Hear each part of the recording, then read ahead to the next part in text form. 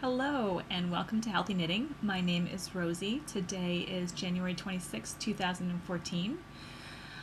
You can find me on Ravelry as LESPETITSLUXCS, and we have a group over there, so please come join. I will talk some more about that later. We also have Catalora as a little co-host today. She's sitting on the desk with me right now. Buddy's on the chair behind me, sound asleep, so we may not see him today. And Natalia is also sound asleep with Sally on the heater in the other room. And we're going to talk about Sally a little bit in a while too. I'm a little thirsty. I'm having some warm water. Okay, it's been 2 weeks since I've seen you, and I apologize, but things have been a little bit crazy. Next week's not going to be any better. It's going to be a week of madness, but today is Sunday, and so I have time today, and we are going to have a good podcast today. I do have notes, but I didn't think everything through perfectly, so bear with me. I still do not know how to edit, and iMovie did update, and so I'm hoping that this will actually go through, because last time, remember, I had all those problems and I almost didn't even get a podcast out. But YouTube, when you record, you actually can't actually view it back and look at it before you publish it. At least that's what I found, and I really want to go through and look at it first to make sure I haven't done anything totally wrong. So we're trying iMovie again, so cross my fingers that it works this time. So thank yous. First, I'd like to thank some more people who have joined the group. Thank you very much. And Irene, I know I didn't tell you, but you found me. Thanks for joining. And I also wanted to thank my family who invited me to my cousin's birthday party. I don't think I did this last time. It's been this month. I can't even believe it's the 26th of January already. It feels like it should be the 3rd or something like that. And it's been jam-packed full of things going on. So I don't know if I talked about this before, but I went to my cousin's birthday party and got to see even more aunts, uncles, and cousins. It was really fun, and I'm just so appreciative of being able to connect with my family again. It's really fantastic. And I also wanted to thank Irene, who came up to visit me. Gosh, it seems like yesterday, but I know it was probably over 2 weeks ago. Our intended day kept getting hit by snowstorm after snowstorm, so we finally did get to meet and we had fun. And I don't know if I talked about that in the last podcast, because I don't remember what I talked about in the last podcast. 2 weeks ago, really, it feels like a longer time than that since we've talked last. So forgive me if I'm saying the same thing over again. New and good. So, new and good, I did the encaustic workshop that Saturday. It snowed a tiny bit, but it wasn't bad snow. It didn't really accumulate or stick to the roads or anything like that. And you can kind of see them. I keep doing that. They're over here. They really need a lot of light to be able to be seen very well, and the light in here is kind of weird. So I did a background color and I put wax on top and then squiggled it away with a tool on that one, and then a few more, like you can see this one up here. It's really interesting. This one you probably can see a little bit better, so I will get this one down and try not to knock the other one down. And I just melted the wax, and it just kind of melted around and did its own thing and commingled.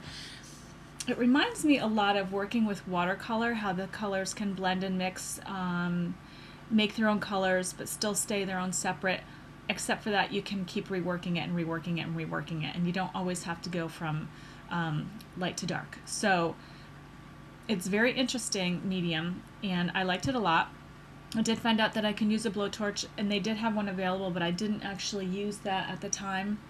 I just used the heat gun that they had, which will not work for me in Italy.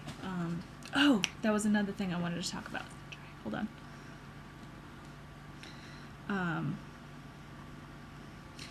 Okay. I need to get that little notebook with everything that I want to talk about every week, so that, or every 2 weeks when we can podcast, and have that for you so I don't forget things, because things happen and then it's been 2 weeks and I'm going, wow, so what was new and good? Like 10 million things and I can't remember them all. So the RNF Encaustic Workshop great, lots of fun.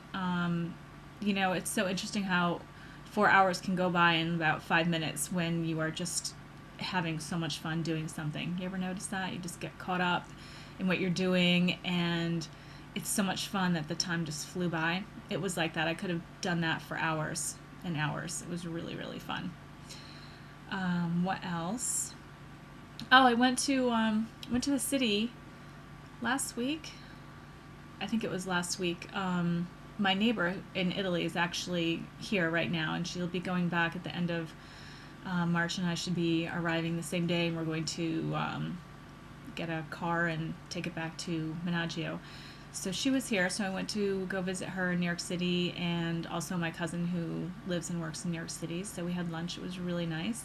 We didn't have a lot of time to do much. The plan was to see if we can get into the Met, if there was time, and then walk the skyline. I don't know what you call it. I think it's a skyline. It's on the west side, and you can walk. I think it used to be a train track. Yeah, I'm so well informed now that I don't remember. But we didn't have time for that either. We just pretty much had time to go from where she was to meet my cousin for lunch, have lunch, and then I got her back to the JFK AirTran thing, and then went home, and then went to knitting, which was fun. While I was on the train, I was able to do some knitting, so we'll talk about that in a little bit. And what else did I want to tell you? Oh, I wanted to show you this, and I didn't show it to you before. I think I put it away. This is really cute. This is a little cat measuring tape.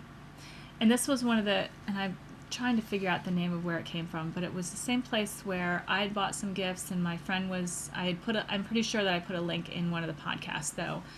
And this was one of the, it's for, I am drawing a complete blank. I apologize. But all the gifts and things that they had in this catalog were all sustainable and all produced in a manner that the artisan or producers were paid a decent wage. And they had hot cocoa, and I got some of that with spicy stuff in it. I got coffee as a gift. I bought one, and then was given to me an all cotton scarf that was woven in India. I was also gifted pretty earrings that were made in India.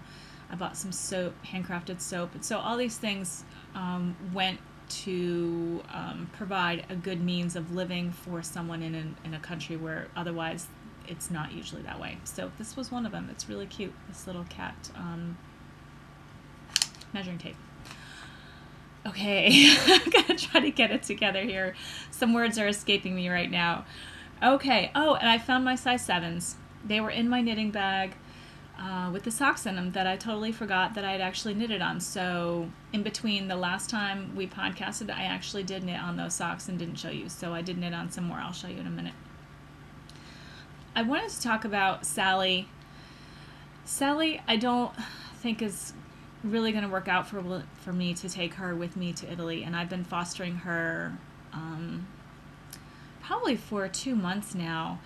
She's really not a person-friendly cat, but she loves other cats. I mean, right now she's sleeping with my cats. She's never once growled, fought, or anything at mine. She's used to living in a place that had 150 cats, and they were all running around, Mid-Hudson Animal Aid, and you can find them at midhudsonanimalaid.org. And because where I'm moving, I plan on letting the cats in and out, and it is fenced, I still think it might be a little bit tricky, and I don't want to lose her if she won't ever even come to me, or, I just prefer it if she could find a home where she was constantly indoors and nobody ever had to worry about her running out on anything, and that just does not feel like the safest environment where I'm moving to. Like I said, they'll be fenced in, but if something happens in that fence thing, somebody opens a door or whatever, I'm not going to be able to catch this cat. So I wanted to show you her in case you knew someone. This is Sally, and this is one of the fleeces that I had on the ground. Before I washed it, I would take some out and wash it, and then the next day I'd wash some more, but I left the fleece on the ground, and they had so much fun playing it. She had a ball, and then I also just took another picture of her sleeping with Natalia on the radiator, and you might not be able to see it very well because, yeah, probably not. I'm going to show you anyway. That's Sally with the white, and Natalia is sitting right here next to her. She is she doesn't cause any trouble. She likes a tall scratching post, though. She loves moist food.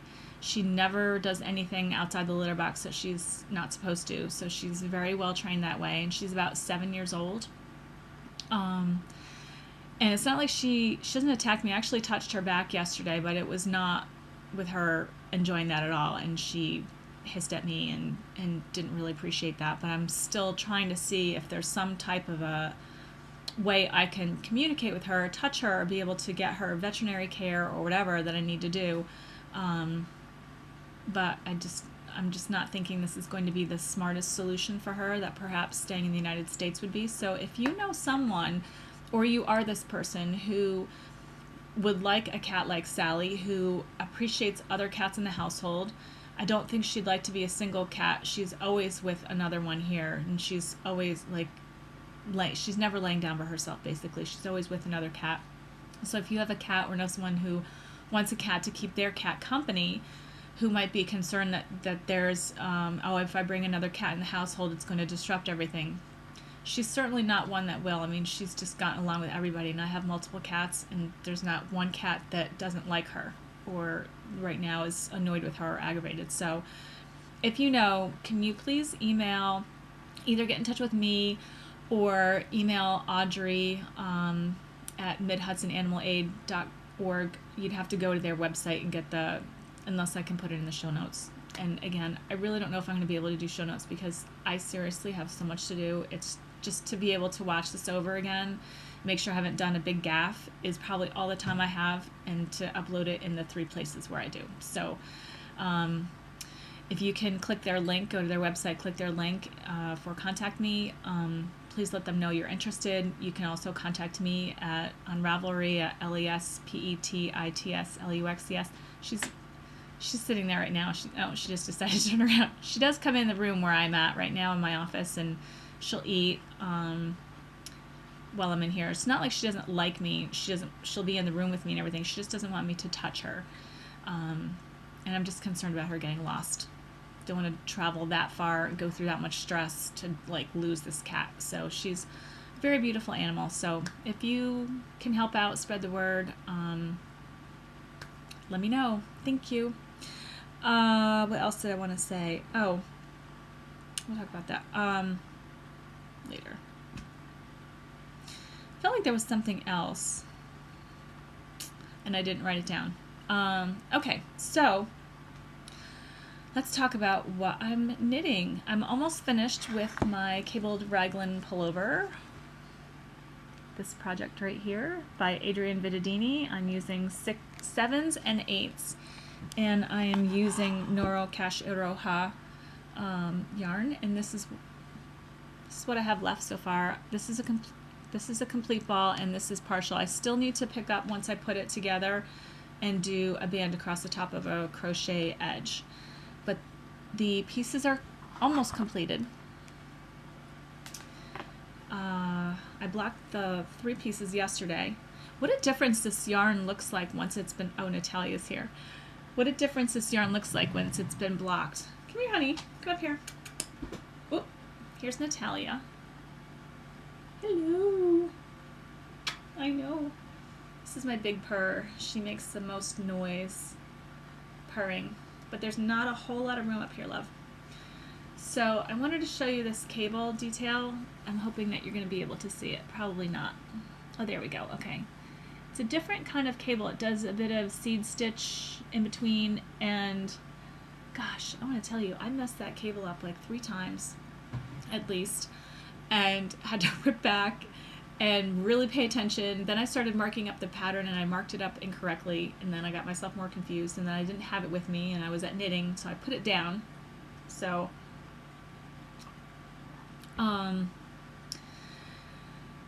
the stocking knit part is no trouble at all. It didn't take very long to make it. Here's one sleeve. It's a simple sweater. Here's another sleeve. And this is the newest piece I made, which is now going to be the back because it's a little smaller than the front, and this was the front that you've already seen before. So I just need to sew these together, and the other thing I didn't do was on the first one I made, I actually did I just folded it over and knitted it together and knitted on. Well, when I was at knitting, I think I told you when I started the back, I couldn't see and I was biasing, so I still need to sew up all those, and when I did the sleeves, I didn't bother either. I just said I'll just sew it in later. So I need to hem all of those, put it together, and then do the crochet band. And although I am very busy this week, I think I can probably do that because a lot of stuff I need to be getting done is conferences and listening to things. So when I do that, I can actually get some stuff done because I don't have to think. Couldn't even do those cables and listen to anything. They're not complicated. I'm not sure what was going on with my brain. Perhaps really all I can do right now is stocking knit, and I should plan my projects accordingly. So here's the sock. I have the pattern right here. This is the plain vanilla socks. My well-worn, I think you can see this. I can't, if I look, I'm gonna not have you see it. My well-worn pattern. I've made so many of these, and it's holding up. Most of the pattern I know. Every once in a while I need to check something, but I always keep it in there just in case. So I actually knit to here before the last time we talked, but I had forgotten that I had done that. So on the train, I pretty much just got the heel flap and turned the corner. So I am almost done with one sock. The rest of it goes pretty quickly. I am probably going back into the city again. Tomorrow I'm going to make that phone call for my visa. So I make the appointment for the visa and then I can go. And then another friend of mine who's in my knitting group, we want to go to the Met. So I really do want to get there before I leave because I love the Met. It's huge. There's so much though. I don't even think you can see it all, and their hours are 10 to 5, and I really think that it would take multiple trips to actually see everything. Actually got to see a really great exhibit there. They had brought in work from Leonardo da Vinci from all over the world. And the amazing thing about that is I've traveled Italy a lot and I've been to a lot of the museums. I've never seen a more comprehensive collection of Leonardo da Vinci in one room in all of Italy either. I mean, it was amazing. They had his drawings, his notebooks, and everything. It's really, really amazing.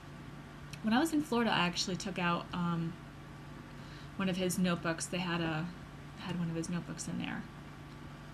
Really interesting if you get a chance. He writes it backwards so that people couldn't read it or something, but it's interesting. It's if you can read, you can pretty much. It's in Italian. It's either, I think it's in Italian. I don't think it's not in Latin because I was able to read it, so it's in Italian. But that was pretty fun. So the Met offers so many great things to look at and exhibits, and I want to see the actual European paintings again before I leave because they're actually not over there. They're over here, and I think leaving today or the last day is at the Frick is the girl with the golden earring, but my friends were trying to go see it and the line was just unbelievably long around the block and then back through to where they started from. I mean, it was just insane. And so I just figured we wouldn't even be able to get in there and it probably wouldn't have worked, so we didn't even try. But I think that's going back to Holland maybe after today. So I'll probably have a better chance of seeing it once I move than now. And one more sip. So that's all the knitting I did. I really didn't do a lot. I didn't work on the Halos for Hope hat. And guess what? I think entries are due February 1st, which is 5 days from now, and there's just no way I'm going to get a hat knitted and blocked in the mail. So this is why I don't do knit-alongs, because I am so bad. I'm like, oh yeah, I'm going to do that, and then I forget or I get sidetracked by something else. Yeah, I totally forgot. The yarn's been sitting right over there the whole time, and I totally didn't even think about it until I was scrolling through. I haven't watched podcasts either, which is probably the problem, because that would have reminded me. I haven't watched any podcasts. I'm so far behind. But when I go through webs, I actually look at, they have show notes. Some people do them. And they had mentioned the Halos for Hope, and I'm like, oh, darn. Yeah, nope, didn't do that. So I'll do something else charity-wise with that.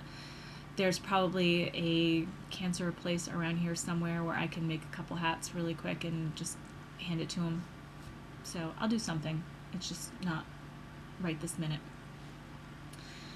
So spinning, I did actually do some spinning. This was super simple because I didn't even have to pay attention. It was long draw, and I showed you I started it last time. I did 3-ply of, hang on, she's sitting on it. Can I have this, baby? Oh, you're not sitting on it. I'm sorry. The Finger Lakes wool, naturally colored wool, and I did spin all of the half pound, but this is not all of it. There's, hello, you're coming to say hello. There are 2 bobbins that still have some fiber on it. So I still have another half a pound, and what I'm going to do is just fill up the bobbins and see if I can get all of them plied. This actually filled up my big bobbin, my plying bobbin. Honey, can you not do that, please? So I don't need, if I did another one, it would probably be a little bit too much to fit on that bobbin. I did not check the, I was just going to say mileage. Honey, can you knock it off? I don't need any more distractions. Yardage on here. But it was very dirty. When I washed it, a lot of junk came out, and you really can't see that very well, can you? There we go. It's so much more even once I washed it than in the singles, because the singles really, I was just doing long draw, wasn't really paying attention. Some was a little bit thicker than others. It just happened to happen. I was doing stuff while I was doing it, so it was kind of like when you knit and read, or you knit and you watch something, you're not really paying attention. That's what I was doing when I did this. I had stuff that I was doing, so I figured let me just try to get some of this done at the same time. I do like it. I think for the price, if you can deal with, honey, you're gonna knock that over. If you can deal with pieces of veg matter, which they're not really entwined in there. They're just sitting on the outside. See that? I don't know if you can see that. See that little piece of veg matter right there on the top? That's pretty much where it's all at. It's just sitting on the top, and if I just shook it out, it's going to come out, or when I knit it, it's just going to come out, so I'm not worried about any of that. So really, for the price, if you are a beginner and you just want to practice doing some long draw, and you are at Rhinebeck, the Finger Lakes Woolen Mill has some decent colored, naturally colored fibers for super inexpensive. I don't know why it's so cheap. I'm not sure. Maybe because it's not washed very well and there's veg matter in it. But really, it spun super easy. So I would buy it again. It's soft. It really is. It's very, very soft. And well, hello. And I liked it. So so that's all about spinning. Okay, so I have two more things to talk about here. We did have on the boards, thank you, from SABRAV, a question, and that is about, this person says, I'm allergic to tree nuts. What else can I eat that would give me health benefits of walnuts? So we're going to talk about food allergies, specifically tree nuts, and we're going to talk about walnuts and where else you can get the benefits that walnuts provide. So I have a resource for you. It's called Nutritional Data, no, hold on. I'm trying to read my own handwriting here. nutritiondata.self.com. And if you like to know what specific nutrients are in your food, you can go to this website and type in what it is, and it will show you all of the things that's in the food, glycemic index. Shoot, what else did it have in there that I thought was interesting? A few things. Now, the only thing I want to say is when we eat, basically, okay, none of this is scripted, so please bear with me. These are thoughts that fly through my head and things that I want to express to you that I think you might find of value. Please take what I say,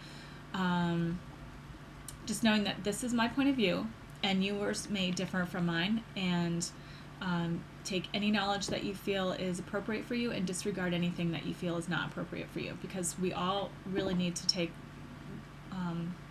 we need to just take in what it is we need. We know a lot for our own bodies. We don't need to follow somebody else's rules all the time. But my suggestion is when we're eating food, to look at the food as a whole. Nutrition science has only been around for a very short period of time. Us discovering what vitamins and what nutrients are in food is relatively new, and there is so much more that I think we haven't discovered about food than what we know already. I mean, I think the science will continue to grow. So when we eat a food and we eat the whole food, we are not only getting vitamins and nutrients and minerals and things like that, but we're also probably getting other things that we're not even aware of. So when you extract these certain vitamins and minerals and things from a food and think that if I take this supplementally and I don't need to eat well, that I'm going to be fine, I think is a misnomer. I really think we still need to eat really well. Our health really comes from what we eat and how we treat ourselves, and the nutrients are secondary as a supplement. I mean, it's not like I can eat crappy and I can take my vitamins and I'm going to be okay. I really don't think that. There's so much more that pure food offers us than just looking for a bottle. And the only reason why I'm saying this is because there is all that nutrient information on there, and sometimes we can get a little caught up with exactly knowing what's in there without knowing what's not in there. And some things are just, we don't know yet, and they're very important to us. Otherwise, we wouldn't be eating them. Okay, so walnuts are rich in omega-3 fats, copper, manganese, molybdenum, and biotin. So, all right, so we're going to talk about this first. So omega-3 fatty acids, we need these. We don't produce them. We need to eat them. And fats are really good for your brain. And so flax seeds, ground flax seeds, you can buy organic flax seeds, and there's a whole thing now about contamination of GMOs in flax seeds. So it can be verified, checked if you're not interested in GMOs, but organic is probably a safer source of flax seeds. And you can buy them whole, and you can grind them before you eat them so that they don't go rancid. And you can just grind them and sprinkle them in your food, and they're delicious. I don't eat meat, but salmon is a good source. Sardines are a good source of omega-3 fats. Cauliflower, winter squash, chia seeds, tofu, organic, or GMO verified, non-GMO verified, if that even exists. Oops, more stuff on the floor. I have stuff spread out all on my desk. There's not enough room here with the cat now taking up the space. So those are good sources of omega-3 fats. And copper, sources of copper are lentils, garbanzo beans, lima beans, and sunflower seeds, sesame seeds. Manganese, garbanzo beans again, spinach, oats, pumpkin seeds. Oh, there's two more things. Calcium and potassium are also found in walnuts, and potassium can be found in beet greens, lentils, Swiss chard, and lima beans. These are just a few of, like, I took the high top ones out of the group. And calcium, for calcium we always think of milk, but really there's some debate as to whether pasteurized milk actually helps your calcium levels or depletes them. I think it's been shown that non-pasteurized milk is fine, non-pasteurized, and you can buy non-pasteurized milk cheese. Pasteurization for cheese only needs to be, because I used to make cheese, and if you were going to sell it, you had to have your cheese aged for over 60 days in order for it not to be pasteurized at that time. But it'll tell you on the label whether it's made with pasteurized milk or raw milk, if you have issues with calcium. And so anyway, calcium can be found in sesame seeds and greens. So great reason to keep eating your greens every day. I do every day. They're really, really good for you. And adding sesame seeds to salad or your food is very easy. Biotin, tomatoes, carrots, sweet potatoes have a lot of biotin in them.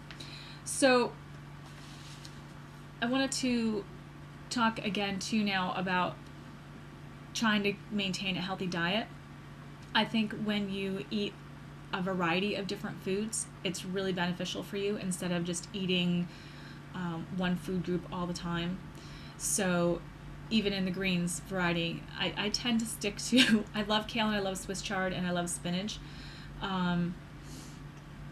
Collards I will eat, but they have to be looking good in the store, and that's something that I didn't try until recently. I think I talked about that on the podcast. Venture out and try some new things that you've never tried before. Bok choy is amazing. They have cute little baby bok choys at my grocery, organic, and they're so good. Cabbages, there's so many different things that you may not normally eat on a day-to-day basis. When you're walking around the store, if something looks really good, a lot of times we have our iPhones with us, or our smartphones, whatever you want to call it, and you can actually look up recipes right there and just go whatever thing it is with a recipe. Recently, my friend brought over yuca and cooked yuca. She brought over a whole bunch of stuff, and we ate this wonderful meal, and it was really, really good. And I'd never tried it before. I'd seen it in the store. I should probably go get it, but I can't edit, and then you'd just be looking at my outside. So I'm sorry. But check out yuca if you hadn't. I need to ask her now how you cook it. I don't know if you have to peel it or cook it. I can't remember what she said. So I need to figure that out. But when we allow ourselves to taste different foods, it's just bringing more nutrients into our bodies that we may not normally eat. With that said, it's the same thing as, I can get my food from food, or I can get my food from vitamins, or I can do a little bit of both. Vitamins are not a topic that I want to talk about today because that's a whole nother long issue of things.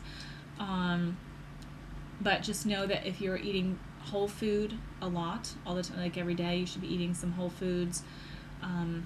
Preparing some things yourself. Those nutrients are so important because they also have the things in it that we can't put into that vitamin bottle at this point in time. So anyway, I hope that offers some suggestions if you cannot eat walnuts, of what other things that are rich in the same types of nutrients. So basically a lot of other seeds, sesame seeds, sunflower seeds, flax seeds, greens, the Swiss chards and beet greens, also chia seeds, Brussels sprouts and cauliflower, some winter squashes, sweet potatoes, carrots, tomatoes, and oats and beans. So a wide variety of things to choose from that will keep you nutritionally up to date. So I wanted to talk about tree nuts a little bit and allergies, because a lot of people are allergic to tree nuts, and a lot of people are allergic to so many food things nowadays, and that's a whole nother issue which could take a long time to talk about, and people are trying to figure out what is the cause and what is going on, and do we really have enough data to support anything substantial about one way or the other. And I really don't want to step on anybody's toes. I have not done any research. I have my own ideas, but without me backing anything up by complete science, would be really crazy for me to say exactly what I think about it. So just know that if you have allergies to things, you can get extensively tested on which actual nuts are a problem for you. The interesting thing is that I know people who are allergic to tree nuts, but they're not allergic to almonds. I always find this, that they're always on the allergy list, but I'm wondering if it is because they're just processed in a plant that has nuts, and they're being processed that way, because I know people who are allergic to tree nuts and they're not allergic to almonds, because almonds are really a seed and they're not a nut. So I also know people who are not allergic to tree nuts and have reactions, not allergic reactions, but digestive issues to eating almonds. Recently, we talked a little bit before about almonds when I did the segment on making trail mix. You can soak nuts, and I'm not sure if I talked about this, but almonds aren't raw anymore in the United States. They have to be pasteurized, so no matter whether it says it's raw or not, it's still pasteurized, which is a misnomer. It's an oxymoron. You cannot be called raw and be pasteurized at the same time. Pasteurization heats the product up to a point where all bacteria are then killed. It's like with milk.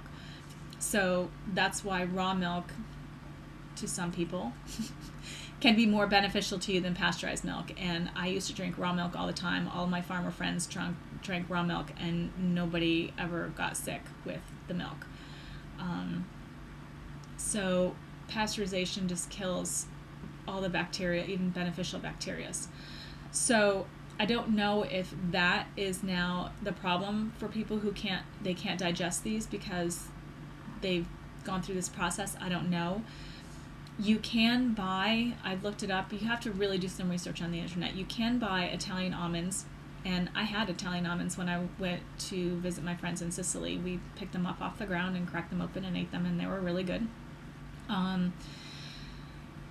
They're different than the ones here, so I don't know if, and believe me, I'm not telling you to go try nut almonds if you have a tree nut allergy. I think this is something you need to discuss with your doctor first.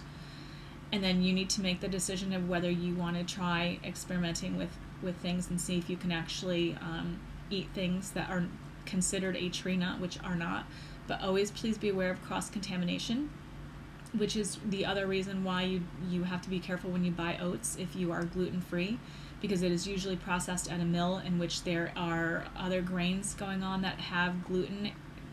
So you don't want to then buy your oats from that facility, because there may be pieces of gluten in there. And if you have celiac disease, introducing any gluten is a terrible thing for your digestion, and not as much if you are just sensitive, but full-blown celiac disease, you really need to stay away from all gluten all the time. So the cross-contamination is an issue. So anyway, you also can find actual raw almonds if you look for them on the internet, and they will tell you that it really is a raw, non-pasteurized almond. They are expensive. They are a lot more expensive than regular almonds, but if you like almonds and you want to be able to eat a raw product, that is the way to go. So, what time is it here? I can't tell how long I've been talking. Oh, there it is, 38 minutes. Okay. I don't want to go on too long. Okay, so another thing I found was the non-GMO project. You know, I'm not really a big fan of GMOs, and I'm sorry if I'm going to drive you crazy with this, but I really think that our food does not need to have GMOs in them, nor do they need to be produced the way that they are, because with these things, the components of what they're putting into the GMO, not only do you lose sight of what the actual food is. For example, if they're starting to take components out of a known food that has allergens in it and start sticking it into your food and you don't know, where is it going to end? You know, we really just want food to be food, I think, anyway. I mean, if I eat an apple, I want it to be an apple. I don't need anything else in there that's not an apple. I really don't. I mean, I just don't think it's necessary. The other thing that's really frightening is the amount of pesticides that are being put on these foods, because they're being injected resistant to that pesticide. So they can just continually spray and spray and spray. And their big favorite is Roundup, which is Monsanto makes these seeds that are resistant to Roundup, and they also make Roundup. convenient that they can sell you these seeds and then you can put tons of their chemical on it. Roundup is now being banned almost everywhere except the United States. It's just not a good chemical. I mean, are any chemicals really good for us? But really, this is a really harmful one that is hurting a lot of people. Please do your due diligence. Look up on the internet of the effects of Roundup. And also, they're now coming out. They want to come out with another DDT product that, Agent Orange, that they can spray on things. Is it really necessary? Are we producing food that we can't naturally handle with diversity, and now it's just one seed, so this one crop is now just being bombarded? In the olden times, when we had a lot of varieties of seeds, you could make a hybrid that might be able to withstand something. A hybrid is so different than genetically modifying a product or a seed, a plant. So hybridization is just not even the same thing, and that's been going on for a long time. You take the good traits of one and the good traits of another, you put them together, and you can make a plant that's more resistant. If you lose these over here and you only have something that's now genetically modified and you can't pull from any other sources, you've lost so much of plant material that was a possibility and now is gone. I mean, I had my garden, I had 300 different varieties of tomatoes. What is the word I want to use? Heirloom tomato varieties. That's a lot, and if we don't keep this going, we're going to lose these seeds. And unfortunately now even companies like Monsanto, and they're buying that seed right. And I mean, it doesn't seem normal. Totally way not what I want to talk about today. So anyway, I do want to just mention the non-GMO project, and you can go to the web address is nongmoproject.org, and that will give you a lot of information on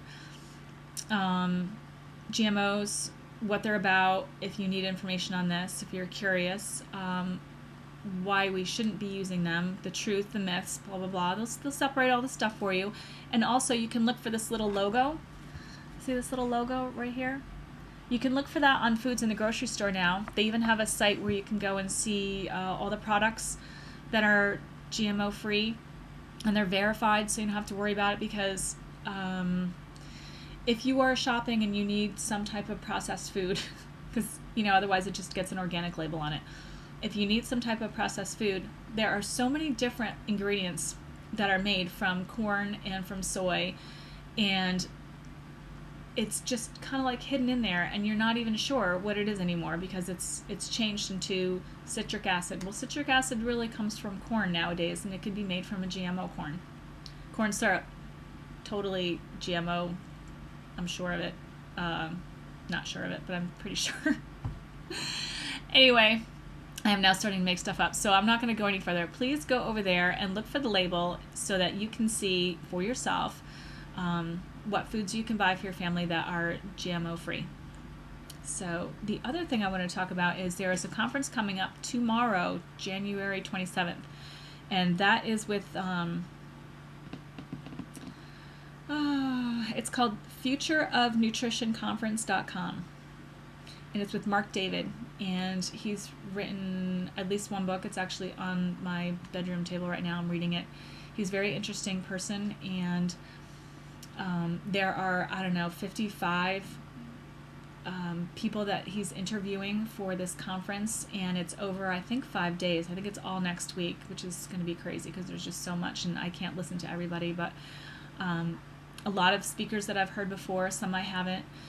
But if you are into learning about nutrition and learning about your health and what to do about it, please go take a look at that and sign up. It's completely free to listen to the speakers.